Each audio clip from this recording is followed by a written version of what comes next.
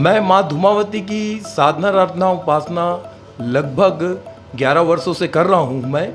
और लगभग 10.25 साल हो चुका है माता की पीठ की स्थापना किए हुए। इसमें क्या विशेषता है माता की? माँ धूमावती का यह सिद्ध पीठ विश्व का सर्वप्रथम एकमात्र अग्नि धूम्र निराकार अखंड धुनी के रूप में स्थापित है।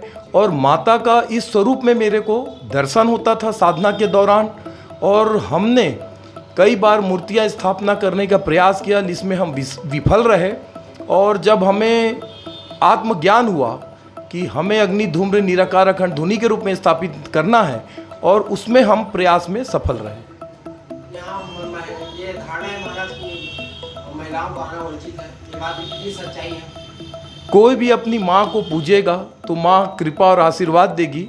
और ये पूरी भ्रांतियाँ हैं कि सुहागन स्त्रियाँ नहीं कर सकती, लेकिन योग्य गुरु साधक गुरु के सानिध्य में इसकी पूजा अर्चना साधना आराधना उपासना करें, कोई हानि क्षति नहीं होगी। पूजा की विधि विधान के बारे में बताएंगे? माता को नमकीन भोग लगाना चाहिए, माता को काफ़ी प्रिय है। सफ़ेद मिठाई चढ़ाना चाहिए, रसगुल्ले हैं, गुलाब जामुन है, काजू कतली है।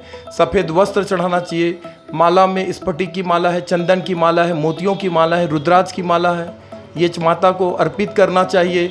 अष्टगंध है, चंदन है, अबीर है, सफ़ेद फूल हैं, ये सब माता को अर्पित करना चाहिए। तो यहाँ जो लोग आते हैं उसका मनोकामना पूर्ण होती है?